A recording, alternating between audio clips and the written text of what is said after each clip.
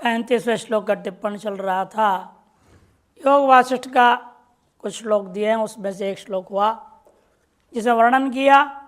चित्त वृक्ष का दो बीज है, प्राण स्पंदन और वासना, और ये दोनों परस्पर अपेक्षित होने के कारण से दोनों में से एक का भी नाश हो जाए तो दूसरा भी स्वतः ही नष्ट हो जाता है।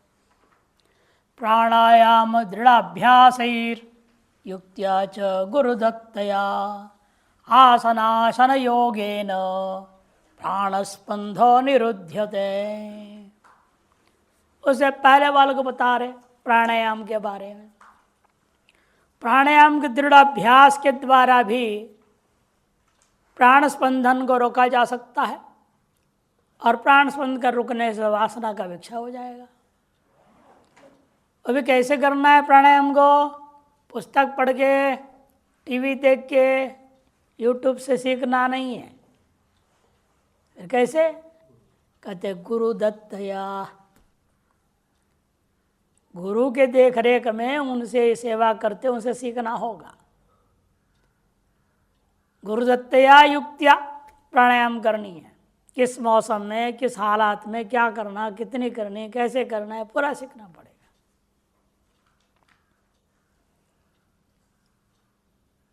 आसन आसन योगेन, उसमें भी आसन सिद्धि और आसन ये नियंत्रण चाहिए। समस्या सबसे बड़ा है, आसन तो नियंत्रण में आ जाएगा, गुरु प्राणायाम भी सिखाएगा, लेकिन ये कंट्रोल नहीं होता है, ये नियंत्रण में नहीं आता। रसनेन्द्रिय सबसे खराब है। आसन, कहीं आज से भंडारा नहीं खाऊंगा, 2 दिन बाद ही चल पड़ेंगे। नियंत्रण कहाँ होता है, इसलिए सफल नहीं होते हैं। दोष तो गुरु का नहीं है, न प्राणायाम में गलती नहीं हुई है, आसन में भी कोई गलती नहीं है, खाने पीने में सब गड़बड़ है। आज सभी महात्मा, सभी साधक, सभी के साथ यही एकमात्र मुख्य समस्या है। बचपन से जो संस्कार पड़ गए खट्टा मिट्टा ट्रम सट्रम खाने का, अभी भी रास्ते में कहीं चलते चलते दिखाए गोलगप्पे तो मन में होता है चलो खा लिया जाए। कई ब्रह्मचारियों को देखता हूँ, ये बड़े आश्रम है, वहाँ सब जब बनता है बढ़िया बढ़िया बना कर खिलाते, फिर भी पता नहीं क्या है। और रात्रि में धोती छिपा करके ऐसे धीरे धीरे आते थे पकौड़ी की दुकान में। मैंने देखा शीशम झाड़ में जब रहते थे, मैंने कहीं इनको कहाँ आश्रम में क्या कमी है, सब बन रहा है, सब खिला रहे पिला रहे, इन समझ बिना प्याज लहसुन का है ना, ये समस्या है। अब प्याज लहसुन वाले पकौड़ी आश्रम में तो बनेगा नहीं, उसके लिए वहाँ जाए और कहेंगे मन नियंत्रण में नहीं है, ब्रह्मचर्य ठीक नहीं है। अब हम क्या जवाब दें उनको? इसलिए आसन आसन योगेन तभी प्राणस्पंदो निरुध्यते। इसलिए कहते फिर प्राणायाम में तो हम सफल नहीं हो सकते। यदि आपने अपने आप को मान लिया मैं तो जीवन में ढंग से भी प्राणायाम नहीं कर पाऊंगा, मुझे तो खट्टा मिट्टा ट्रम सट्रम खाने को चाहिए, ये नियंत्रण हो नहीं सकता, फिर क्या करें? फिर दूसरा कौन सा था? वासना, उसको क्षय करने का प्रयास करो। जो खीर वाली खानी ना, वासना जग गई खीर की। महात्मा ने क्या किया? 25 किलो दूध मंगाया, बढ़िया से बढ़िया खीर बनाया, खूब खाते गए उसको स्वयं। इतना खाए मन ऊब गया, उल्टी होने लगी, उसी बर्तन में उल्टी कर दिया। फिर मन को रखा, तुमने पिछले 1 महीना से हमको भजन करने नहीं दिया है, अब ले जितनी खीर खाना है खा ले, जिंदगी भर की कोटा पूरी कर ले। जबरदस्ती वही खीर और खाओ और खाओ, बेहोश हो गए, होश में आ गए, हाँ खीर खाओ, फिर बोलते उसको खीर खाओ। करते करते वो हालत हुआ, मन खीर नाम से सबसे डरने लग गया। वहाँ अपनी तरीके से उन्होंने अपनी वासना को क्षय कर दिया। एक महात्मा उत्तरकाशी में थे, और कहीं भी किसने बुला लिया कथा प्रवचन में चले जाते थे कभी कभार उत्तरकाशी में, तो लोग वहाँ माला वाला पहनाते थे, बड़े सम्मान करते, तिलक लगाते थे, और कमरे में आकर वो जूता उठा के मारते थे, ले ये भी थोड़ा आनंद ले ले थोड़े। हमें पता चला, हम जब गए थे मिले थे, उन्होंने कहा भाई हमने कहा कमरे के अंदर फन करने से क्या फ़ायदा, ये 2-4 ऐसे चेड़े को रख लो जो पब्लिक में जूता मारे आपको। पब्लिक में माला पहना था ना, पब्लिक में होना चाहिए। कमरे बंद कमरे में कर लेने से थोड़ी अहंकार मान लेगा। तरीका अपनी अपनी है। इन वासना क्षय करने के लिए असंग व्यवहारित्वाद भव भावन वर्जनात् शरीर नाश दर्शित्वाद वासना न प्रवर्तते। असंग व्यवहारित्वाद, असंगता पूर्वक व्यवहार करने वाला होना होगा, और किसी वस्तु के भव भावन वर्जनात्, उत्पत्ति की भावना से रहित हो जाओ। जगत उत्पन्न ही नहीं हुआ तो क्या उसके पीछे छिपेंगे हम। जो चीज़ दिख रही है तो उत्पन्न ही नहीं हुआ है, यूँ ही झूठा दिख रहा है मेरे को। जैसे रज्जु में सर्प दिखता है वैसे ये भी फालतू दिख रहा है। भव भाव वर्जनात्, उसकी उत्पत्ति को ही इनकार कर दो, तब वासना कैसे क्या कर लेगा अंदर से। आप वस्तु के अस्तित्व स्वीकार करते हैं तो वासना अपना खेल खेलेगा। जब वस्तु का अस्तित्व खत्म कर दो, एक आत्मा का अस्तित्व आ जाएगा अपने आप। इसे भव भाव वर्जनात्। तीसरा, शरीर नाश दर्शित्वात्, शरीर के नाश की चिंतन करो।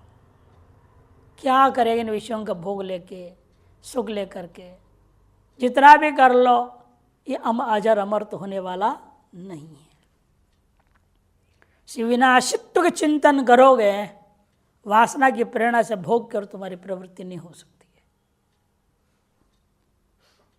शरीर नाश दर्शित्वाद वासना न प्रवर्तते, वासना प्रवृत्त नहीं हो सकती है। ये दो ही तरीका है, या तो प्राणायाम में आसन आसन आदि के नियंत्रण करते हुए गुरुदत्त प्रणाली के द्वारा निरंतर प्राणायाम का अभ्यास करो, प्राण का अवरोध कर दो, तो वासना आदि सब ठंडे पड़ जाएंगे अपने आप। प्राणी तो बल है इंद्रियों को, और प्राण अवरुद्ध हो जाए तो इंद्रियां क्या करेंगे, शांत रहेंगे। अथवा वासना के लिए 3 बात कहा, एक तो असंगतापूर्वक व्यवहार करना सीखो, है ना, अंग्रेजी में ही कहते हैं, जिसको कहते हैं अटैचमेंट। अटैचमेंट रहित हो जाओ, डिटैच्ड हो जाओ, आसक्ति रहित हो जाओ। असंगता पूर्वक व्यवहार करने वाला बनना होगा, किसी भी वस्तु की उत्पत्ति की भावना से रहित होना होगा, और अपने शरीर आदि का विनाशित्व का चिंतन करना होगा। ये 3 लगातार करते रहेंगे, अपने वासनाएं उठेंगे ही नहीं। अथवा दूसरी तरीका, तत्रैव, उसी योग वासिष्ठ में कहा गया है, उपविश्योपविश्यैव चित्तज्ञेन मुहुर्मुहुः न शक्यते मनोचेतुं विना युक्तिम निंदिताम् अंकुशेन विना मत्तो यथा दुष्टमतंगजः अध्यात्म विद्याधिगमः साधु संगम एव च वासना संपरित्याग प्राणस्पंद निरोधनम एतास्ता युक्तः पुष्टा संति चित्त जये किल। सुंदर उपाय बता दें। उपविश्य उपविश्यैव चित्तज्ञेन मुहुर्मुहुः, बार बार जो है अपने चित्त को देख रहे, जान रहे हैं ये कितना चंचल है, कहाँ कहाँ भागते फिरते रहता है, चुपचाप बैठता ही नहीं क्षण भर भी। ना शक्यते मनोजो, तुम आप निर्णय कर ले भाई इस मन को जितना मेरी बस की बात नहीं। तो मैं क्या करूं? विना युक्तिम अनिंदिताम, अनिंदित युक्ति मैंने शास्त्र सम्मत युक्ति के बिना मैं इसे जीत नहीं सकता। ये तय कर लिया आपने जब, तभी बाकी सारे काम चालू होंगे।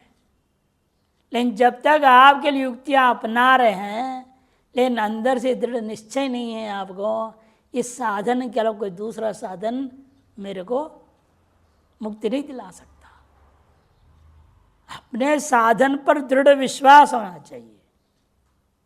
जिसकी विस्तार पर है आप, जो कोई भी साधना कर रहे हैं, उस साधना में इतना भरोसा करो जल्द से जल्द आपको अगले सीढ़ी में पहुंच जाए। पूर्ण समर्पित भाव से, पूर्ण श्रद्धा के साथ, सत्कार आसेवितो तो दृढ़ भूमि इसलिए कहा है, पूर्ण सत्कार के साथ उसका करो तो साधन जल्द ही फल आपको दे देगा और आगे बढ़ाएगा।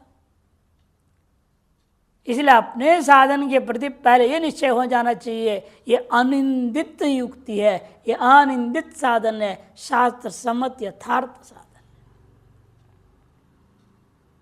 तब क्या क्या करेगा उसमें दृष्टांत दे दे पहले, क्योंकि आप जानते हैं बिना अंकुश का मदमत हाथी को कोई नियंत्रण नहीं कर सकता।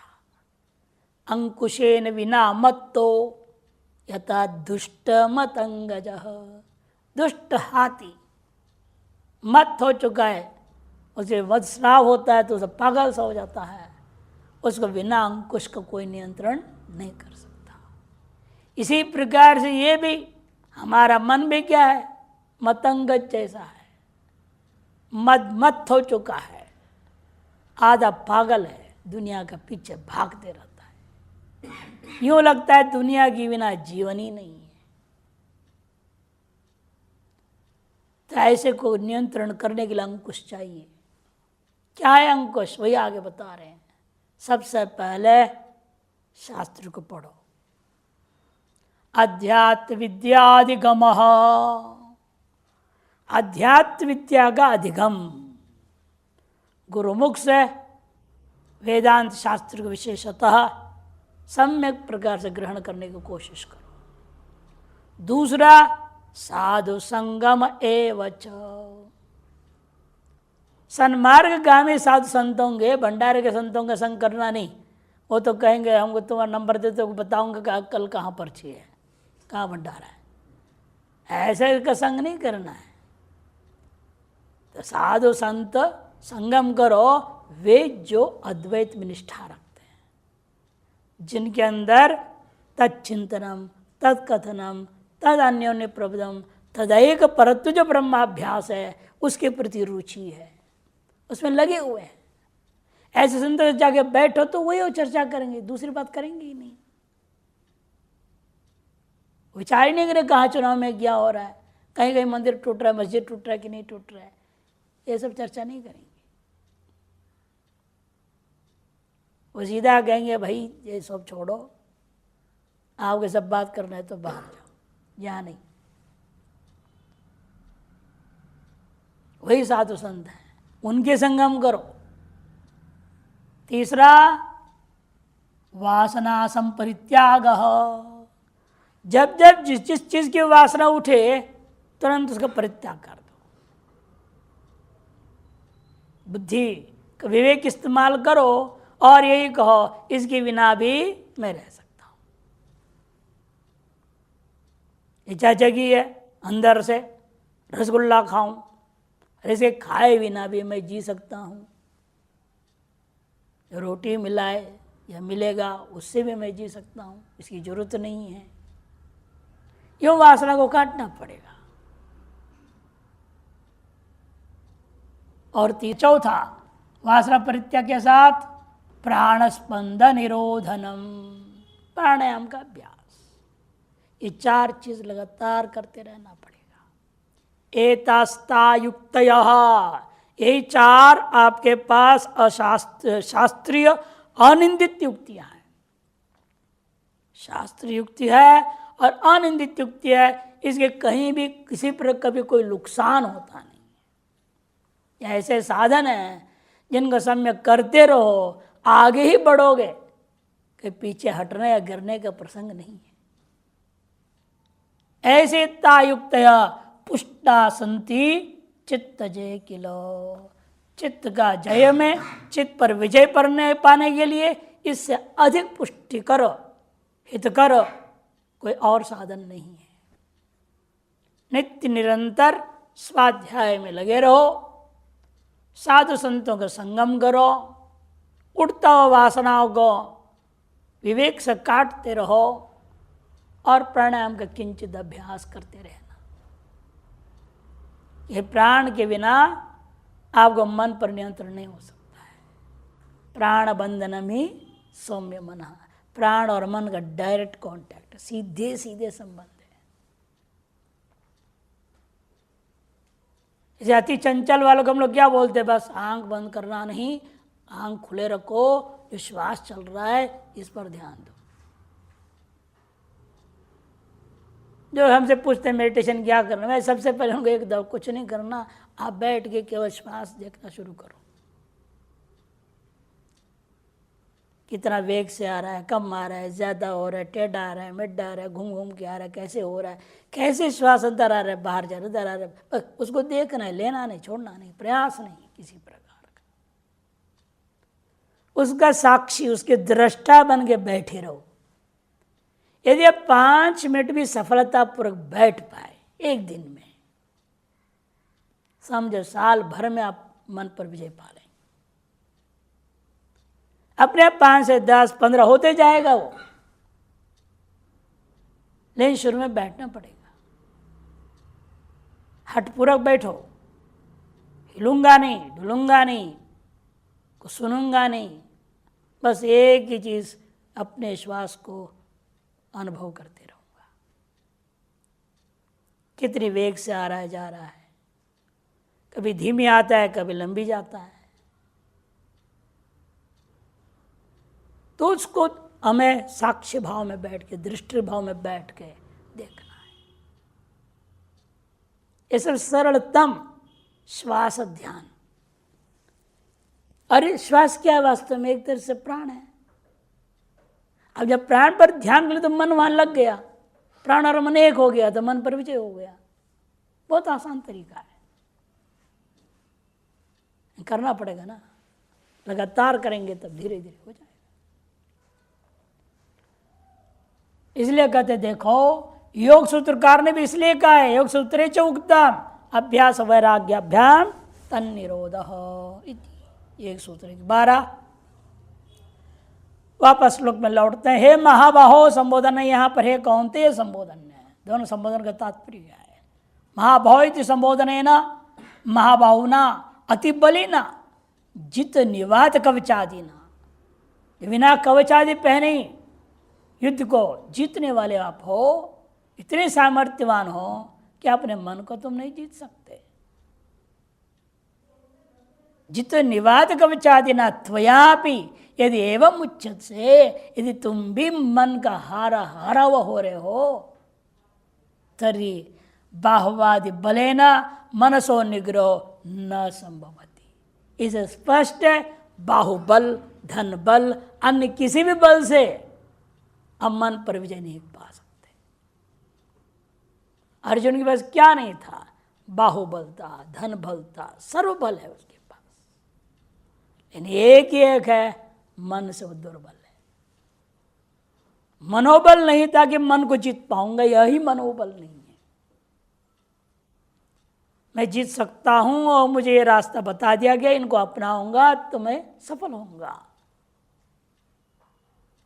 इसे अन्य साधनों से नहीं हो सकता। एक ज्ञापन करने के लिए महाबाहो संबोधन दिया है, इति सूचितम भवति तथा कौन्तेय इति संबोधनेन सूचयति त्वया मनोनिग्रह नाशक्य। यह भी संबोधन से ज्ञापन कर दिया, मन का निग्रह करना तुम्हारे लिए अशक्य नहीं है, क्योंकि तुम्हारी माँ ने वो काम किया है जो कोई नहीं कर सकता था। क्या काम है? दूर्वासा महर्षि जी को सेवा करना उनका असंभव है,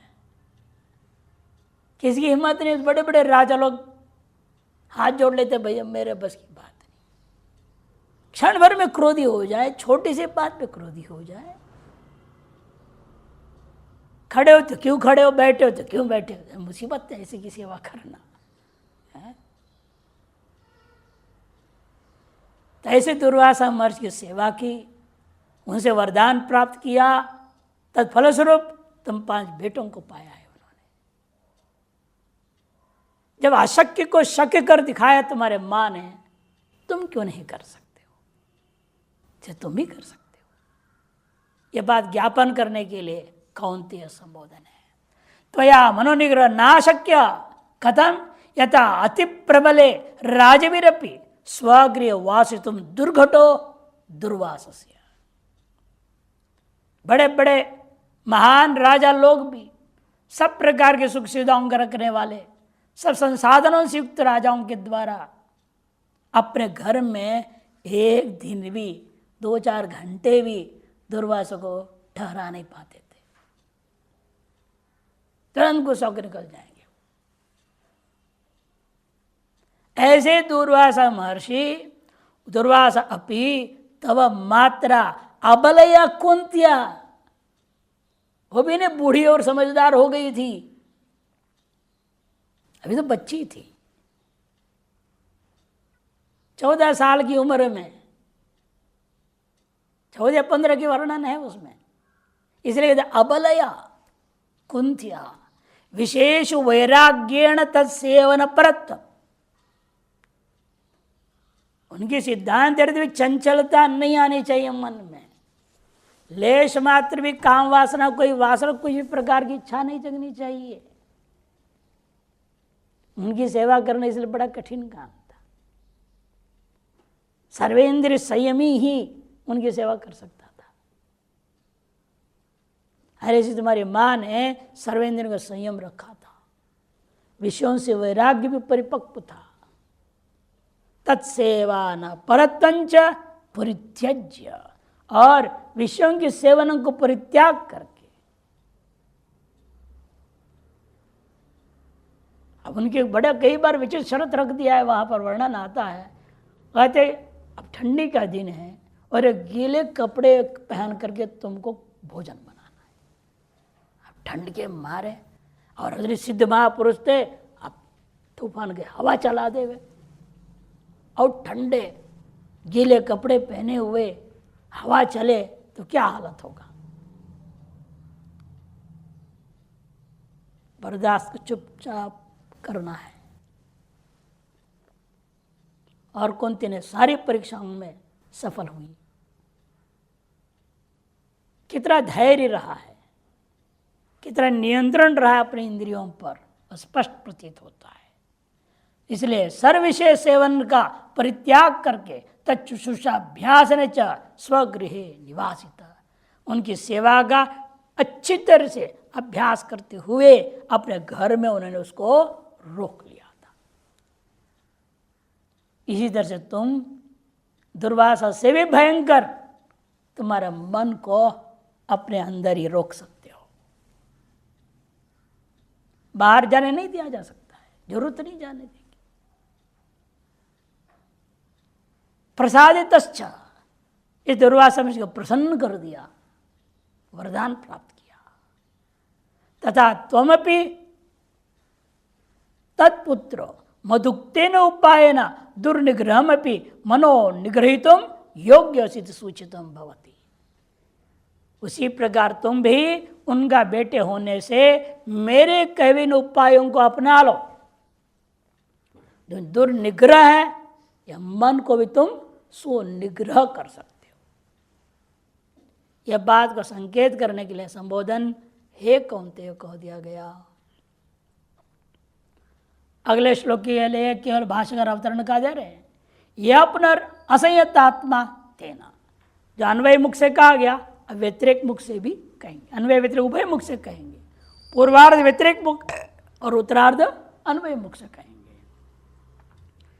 असंयतात्मना योगो दुष्प्रापैति मे मतिः वश्यात्मना तु यतता शक्यो अवाप्तुम उपायतः। असंयतात्मना योगो दुष्प्रापैति मे मतिः वश्यात्मना तु यतता शक्यो अवाप्तुम उपायतः। मेरा यह मत है, मेरी मति है, मेरा सिद्धांत है। भगवान कहते मे मति ही क्या है? जो असंयत आत्मा है, जिसके अंतःकरण में कोई संयम नहीं है, उसके लिए मैं कहता हूं योगो दुष्प्राप। एतादृश योग प्राप्त करना उसके लिए कठिन ही नहीं बल्कि असंभव जैसा हो जाता है। वश्यात्मना तो, किंतु जो व्यक्ति अपने अंतःकरण पर वश में रख लिया उसके लिए तो उपायतः, कैसे अपने वश में कर लिया? उपाय से, मेरे द्वारा कहा हुआ अभ्यास न तो कौन्तेय वैराग्य न च गृह्यते। अभ्यास और वैराग्य दो उपाय को ढंग से कर लिया उसने तो अपने अंतःकरण को वश में कर लेगा, तो उसके द्वारा योगो अवाप्तुम शक्य, योग से प्राप्त करना संभव है। शांकर भाष्य। असंयतात्मा, असंयतात्मा का मतलब क्या होता है? असंयता माने आत्मना अभ्यास वैराग्याभ्याम असंयत इत्यर्थ। असंयतात्मना की व्याख्या कर रहे हैं, अभ्यास और वैराग्य से जो संयत नहीं है, अंतःकरण जिसका, आत्मा माने अंतःकरण, असंयत है आत्मा अंतःकरण जिसका। क्यों असंयत है? कि अभ्यास और वैराग्य का अभ्यास नहीं, असंयत हो गया है। यस्य स्वयं असंयतात्मा, उस व्यक्ति को कहा जाता है असंयत अंतःकरण वाला। तेना असंयतात्मना, तार्श ऐसा अंतःकरण वाले के द्वारा योगो दुष्प्राप दुखेन प्राप्य इति मे मर्त्य, बड़ी कठिनाई से किंचित प्राप्त कर पाएगा, ये मेरा सिद्धांत है। यस्तु, ठीक इसके विपरीत, जो पुनर्वश्यात्म अभ्यास वैराग्याभ्याम, वश्यात्मा वश्यात्मा कैसा हो गया? वो अभ्यास और वैराग्य से वश्यत्वम आपादितः, अपने अंतःकरण को अपने वश में कर लिया। किसको कर लिया अंतःकरण को? मने आत्मा मने मनो यस्य, अंतःकरण मने मन को जिसने अपने वश में कर लिया अभ्यास और वैराग्य के द्वारा, स्वयं ऐसे व्यक्ति को कहा जाता है वश्यात्मा। तेन वश्यात्मना तु यतता, तार्श वश्यात्मा निरंतर यत्नशील रहेगा तो भूयोपि प्रयत्न कुर्वत, अभ्यास और वैराग्य में अधिक से अधिक प्रयत्न करता हुआ शक्य अवाप्तुम योग, उस योग को प्राप्त करना उसके लिए संभव है। उपायत मने यथोक्ताद उपायादित्यर्थ, यथोक्त उपायों से जो वश्यात्मा हो जाता है वह योग को अनायास ही प्राप्त कर सकता है। संक्रांति टीका। असंयतात्मना इति तीव्र मोक्षेच्छा वैराग्य अभावयुक्तेन असंयतात्मना। असंयत अंतःकरण वाला कौन है? जो व्यक्ति जिसके अंदर तीव्र मोक्ष की इच्छा नहीं है और वैराग्य भी नहीं है। तीव्र मोक्षेच्छा वैराग्य अभाव युक्त, इन दोनों के अभाव से युक्त होने के कारण असंयत आत्मा है। असंयत ज्ञाते प्रियात्मनि, भले सिद्धांत पढ़ लिया है, पूरा लघु प्रस्थांतरे का माहिर हो गया, वेदांत आचार्य की परीक्षा देख करके स्वर्ण पदक भी प्राप्त कर ले, भले फिर भी मैं कहते ज्ञाते प्रियात्मनि तत्तद वासना बहिरेव प्रवृत्ति। इन विषयों की वासना इतनी प्रबल है और बाहर ही प्रवृत्त होते रहते। अगली कथा कहाँ मिलेगी? बुकिंग करने का प्रयास करते हैं। कईयों का साल भर का उनका है, यहाँ वहाँ वहाँ वहाँ कथा प्रवचन करना है, करें, लेकिन उसमें निष्ठा पाने के साथ साथ प्रयास करो। मनन करने का अवसर मिला है, वो एक तरह से मनन ही तो है, लेकिन मनन का फल मिलना चाहिए ना। वहाँ लक्ष्य धनादि नहीं होने चाहिए, भक्त को चेताना ये नहीं होनी चाहिए। अपने मनन के लिए हम कर रहे हैं, जैसे हम कई बार यह बोलते हैं, पढ़ाते भी हैं तो पढ़ा नहीं रहे हैं, हम किसको पढ़ाऊंगा। हम अपना मनन कर रहे हैं, इसे आपको लाभ मिल रहा है तो अच्छी बात है, नहीं मिल रहा है तो जाओ भाई यहाँ से। अपने मनन में लगे हुए हैं, हमारे गुरु का आदेश हुआ है, बहुत श्रवण हो गया, अब और कुछ काम तुम्हें करना नहीं है तो मनन करो। मनन करने सबसे तड़ते उन्हें बताया कि भाई शास्त्र भी कहता है 25% गुरुमुख से प्राप्त होता है, 25% सहपाठियों से विचारणा करने से प्राप्त होता है, और 25% पढ़ाने से होता है। फिर अंतिम 25% शांत बैठ जाओ, अनुभूति में आती है। 4 पाद वर्णन किया इसीलिए। तो इसीलिए हम लोग कर रहे हैं, तो हमें और कोई लाभ नहीं है इसमें, अपने ही लाभ में हम लगे हुए हैं। उसे दूसरे भी लाभान्वित हो रहा है तो अच्छी बात है। इस दृष्टिकोण से करना चाहिए। कथा करो, प्रवचन करो, कोई आपत्ति नहीं है, लेकिन मनन दृष्टिया करो। स्व ही अनुभूति की ओर ले जाने के लिए मनन कर रहा हूं, तो अपने अनुभूति के बाद भी मनन होते रहेगी, चलते रहेगी, क्या फर्क पड़, निध्यासन होते रहने दो, ना हो तो कोई बात नहीं, वो स्थिति में पहुंच जाएंगे अपने आप। इसे कहते तद वासना भैरव प्रवृत्ति होती, वो ठीक नहीं। तथा चिरकालम नित्यम निरंतरम अत्यंत आस्थया, इसीलिए चिरकाल तक नित्य निरंतर विषयों के वही पीछे पड़ने से अत्यंत आस्थया ब्रह्मणि अस्थापित आत्मा, उसी में स्थापित हो गया तुम्हारा अंतःकरण, तो ब्रह्म में अंतःकरण अस्थापित हुआ। ब्रह्म में स्थापित नहीं हो रहा है, विषयों में स्थापित हो रहा है। ऐसे आत्मा मन यस्य जिसका है, तेन ऐसे व्यक्ति को कहा जाता है असंयत आत्मा। उस ऐसा असंयत आत्मा के द्वारा समाधिम अकुर्वता यतिना, समाधि का अभ्यास न करता हुआ यति के द्वारा योगो विज्ञान योग सदा सर्वत्र ब्रह्माद दर्शन लक्षणों अप्रतिबद्ध शुक्ति का संदर्शन शुक्ति प्रत्यवद अधिष्ठान ब्रह्म दर्शन समुत्पन्न संतो यो प्रत्यय स दुष्प्राप, उसका ऐसा योग प्राप्त नहीं होगा। योग क्या है? ज्ञान योग है। ज्ञान योग का मतलब सदा सर्वत्र ब्रह्मात्र दर्शन रूप है। सदा सर्व ब्रह्मात्र दर्शन भी किसी प्रकार का प्रतिबंध से रहित है, अप्रतिबद्ध।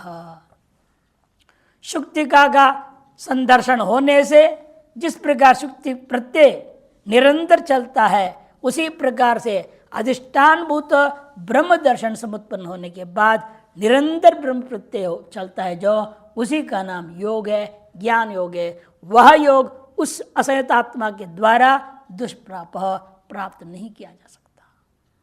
नित्य निरंतर अभ्यास श्रम दुखे न विना प्राप्त अशक्य।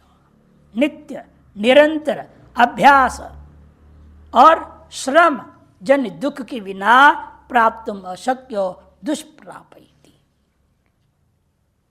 इसे दुखे न प्राप्त अपि अशक्य, कठिनाई से भी प्राप्त करना असंभव हो जाएगा उसके लिए। इति में मम ईश्वरस्य मति ही निश्चय, यह मेरा मति है, मेरा निश्चय है। कृतासुपि श्रवण कोटिषु, करोड़ों बार सुन लेने के बावजूद भी यते समाधि न विना सम्यक दर्शन न सिद्धति इत्यर्थ।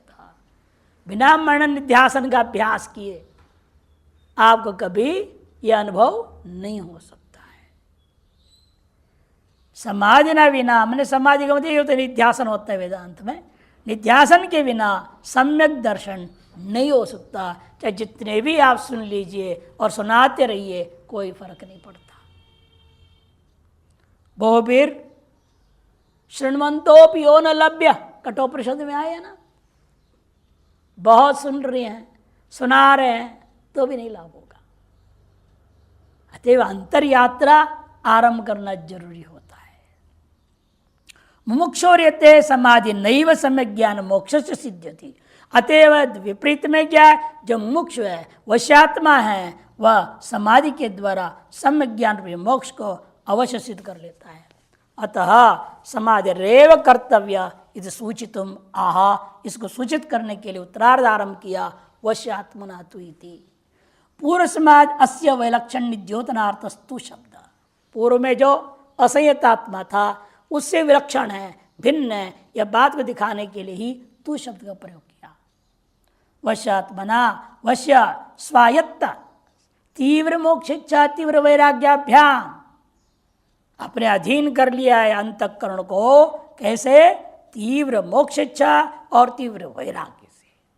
सुतराम विशेष प्रवर्तित आत्मा, अनायास ही विषय में न प्रवृत्त होता हुआ आत्मा में मन है जिसका, इंद्रिय ग्रामश्च, बाह्य इंद्रियां भी प्रवृत्त नहीं होते, अंतर इंद्रिया प्रवृत्त नहीं होते, ये न जिसके द्वारा स्थिति प्राप्त कर ली गई, तेना उसे कहते हैं वश्यात्मना।